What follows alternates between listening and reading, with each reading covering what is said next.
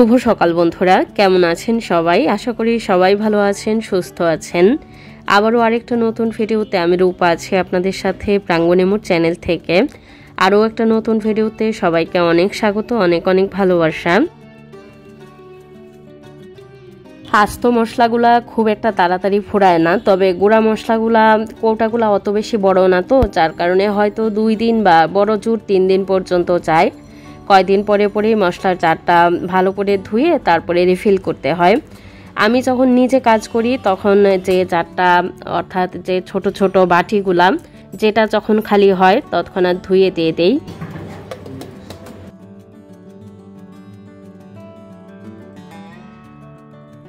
দুপুরবেলার রান্নাটা সাধারণত আমি করি না, মাই করে। আপনাদের সাথে কথা বলতে বলতে বিছানাপত্রগুলো গোছগাছ করে নিচ্ছি। আমার এই ভিডিওটা স্কুল খোলার আগের, স্কুল খোলা এবং বন্ধের সম্পূর্ণ রুটিনই কিন্তু একদম আলাদা হয়। আমার ঘরে বিছানাপত্রগুলো স্কুল বন্ধ থাকলে কথা কিংবা কথার বাবা আগে যেমন পারে তেমন করে বিছানাটা উঠিয়ে দেয়। তারপরে একটা সময় করে ওই তো বিছানাপত্রগুলো আমি সুন্দর করে আমার যেমন ভালো লাগে সেইভাবে গুছিয়ে নেই।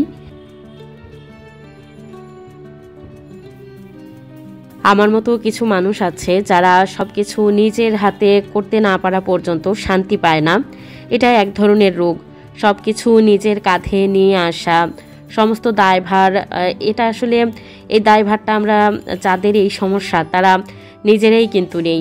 সমস্ত কাজগুলা নিজে না করতে পারা পর্যন্ত যে স্যাটিসফ্যাকশন সেটা আসে না। তার জন্যই অন্য কেউ করলেও দেখা যায় পরবর্তীতে আবারও নিজেকে করতে হয় সেই একই কাজ। মশলার জার নিয়ে কথা বলা শুরু করছিলাম। আমি নিজে কাজ করলে তৎক্ষণাৎ যে জিনিসটা যখন খালি হয় সাথে সাথে ধুয়ে দেই, এতে করে ডিপ ক্লিন করতে হয় না, ডিপ ক্লিনের ঝামেলাটা থাকে না।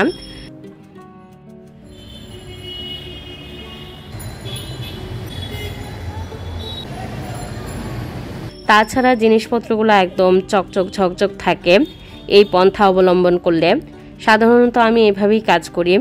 দুপুরবেলার রান্নাটা আমি করতে পারি না বলে মা করে, তো যার কারণে অনেক সময় দেখা যায় অনেক জিনিসপত্র অনেক দিন পর্যন্ত ধোয়া হয় না, ডিপ ক্লিন করা হয় না। মা যে রান্না করে সেটাই তো আমার জন্য অনেক বেশি। দুপুরবেলা আমি আয়েশ করে পেট ভরে 3-4 রকমের পদ দিয়ে তৃপ্তি করে খেতে পারি মা থাকার কারণে। তারপরে যদি আমি আরও বেশি আশা করি এই কাজটা হয় নাই, ওই যে কথাটা উঠলো মা কাজ করে বা মা দুপুরবেলা রান্না করে বলে, অনেক সময় জিনিসপত্রগুলা যেরকম থাকার কথা সেরকম থাকে না। আমি নিজে যেহেতু করতে পারি না এটাই স্বাভাবিক। আর মার কাছে আমি যেটা পাই সেটা তো আমার অতিরিক্ত পাওয়া। আমি যেটা পাই সেটা তো অবশ্যই বোনাস। দুপুরবেলা পেট ভরে আমি 3-4 রকম পদ দিয়ে মন মতো পেট ভরে খেতে পারি, এটা তো আমার জন্য অবশ্যই অনেক বড় পাওয়া। মা বলেই এটা সম্ভব। দুপুরের রান্নার জন্য আমি মটর ডালটা ভালো করে ধুয়ে আগে প্রেসার কুকারে বসিয়ে দেব। এতে লবণ আর কাঁচামরিচ দিয়ে দিলাম আর পরিমাণ মতো জল দিলাম। আমি না ডালটা সকালবেলার খাবার দাবার কোনো সময় শেষ হওয়ার পরপরই বসিয়ে দেই, আবার কখনো কখনো শেষ হওয়ার আগেও বসাই। এটা আসলে গ্যাস অর্থাৎ আগুনের উপর নির্ভর করে। ইদানিং গ্যাস এত বেশি প্রবলেম, আমার বাসায় তো গ্যাস প্রবলেম একেবারেই থাকে না, তারপরও আমার বাসাতেই দেখা যায় 2টা চুলা ঠিক মতো জ্বলে না। সাধারণত একটু উপর দিকে যে কাজগুলা সেগুলা আমি পারতপক্ষে করি না, একটু গোলোমোলো হয়ে যাওয়ার কারণে। আর ইদানিং আমার মাথাটাও কেমন জানি একটু চক্কর মারে। সব কিছু মিলিয়ে উপরের কাজগুলা চেষ্টা করি কথার বাবাই যেন করে দেয়। ফ্রিজের উপরের ম্যাটটা অনেকদিন আগেই ধোয়া হয়েছিল, ওই যে আমি উপরে উঠি না, এটাও একটা কারণ আছে। আর কথার বাবাকে বলবো করে কাজটা আর হয়ে উঠছিল না। ফ্রিজের উপরে সবসময় একটা পুরনো বিছানার চাদর কিংবা আমার জামার যে ওড়নাগুলা সেগুলো একটা দেওয়াই থাকে। উপরটা ভালো করে ঝেড়ে মুছে তারপরে ম্যাটটা দিয়ে দেওয়া হয়েছে। আর উপরের যে জিনিসপত্রগুলা ছিল সেগুলোও ভালো করে পরিষ্কার করে জায়গা মতন দেওয়া হয়ে গেল। মূলা শাক আনা হয়েছিল সকালবেলায়। মূলা শাকটা আমাদের ঘরে যেভাবে রান্না করা হয় বেশ অনেকটা সময় সাপেক্ষ, তার জন্য আমি এটাকে একটু প্রসেস করে রেখে দেব।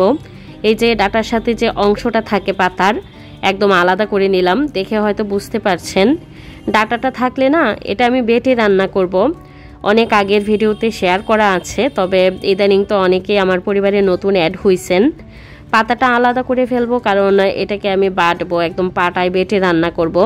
ডাটাটা সহ যদি বাটি একটু খসখসে, একটু কেমন জানি আঁশ মতন থাকবে, যার কারণে শুধুমাত্র এই একটা কারণেই আমি পাতা থেকে ডাটাটা আলাদা করে দিলাম। এটা আগামীকালকে রান্না করব।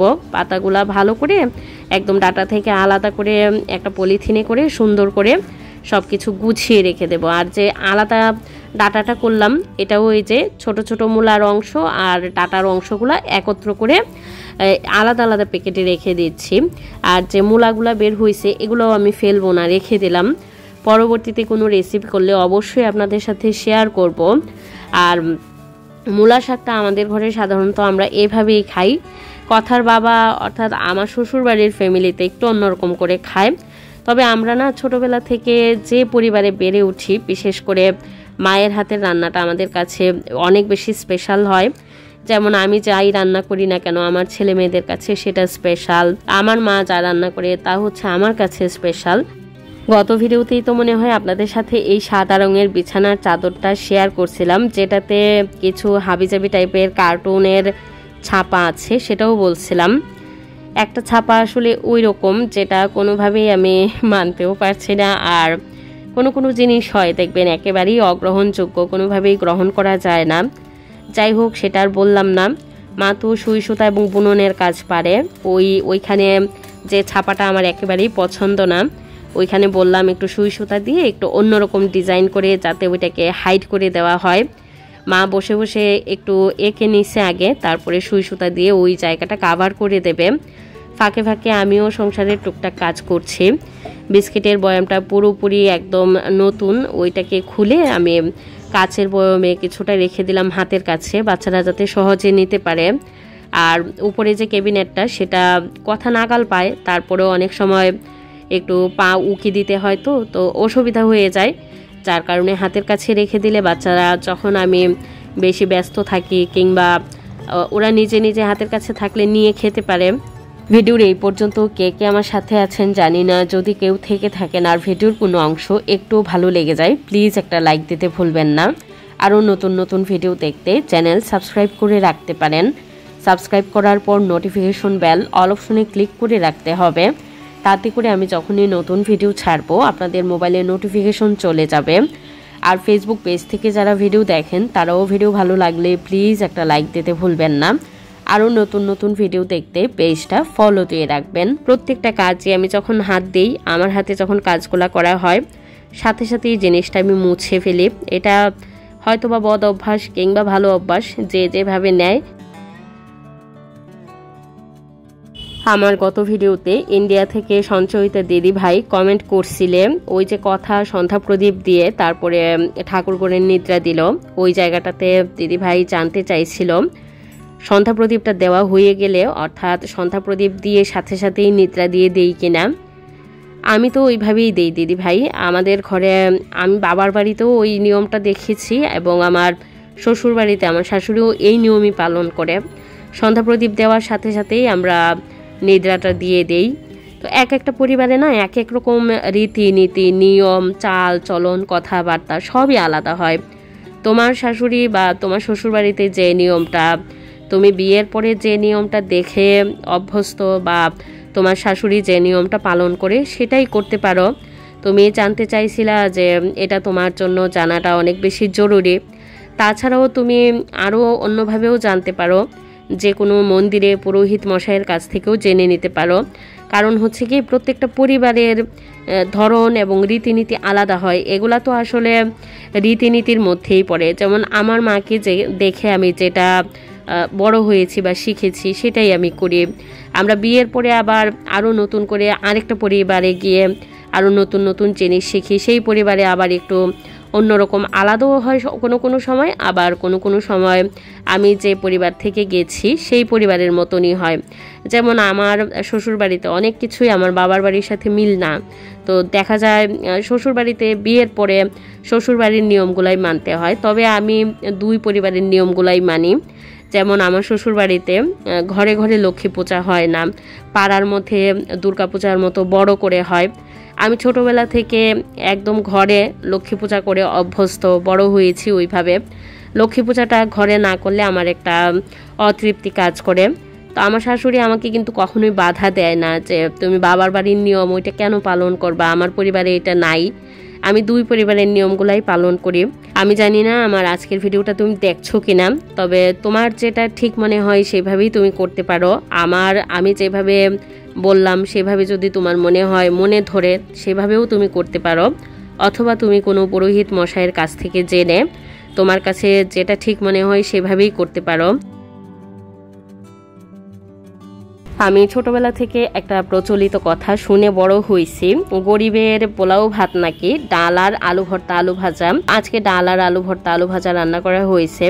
মাঝে মাঝে না সপ্তাহের একটা দিন আমি এভাবে সিম্পল রান্না করি, ইচ্ছে করেই, আমার কাছে ভালো লাগে। তাছাড়াও বাচ্চারা ঘরে যখন যে সাধারণ খাবারটা রান্না হয়, অনেক সময় আমরা শুনি বাচ্চারা এটা খায় না ওটা খায় না, ওই অভ্যস্ততায় বড় হয়ে উঠতে পারে। এবং বাচ্চাদের খাবার দাবারের অভ্যস্ততার ব্যাপারটা পুরোপুরি মায়ের উপর নির্ভর করে।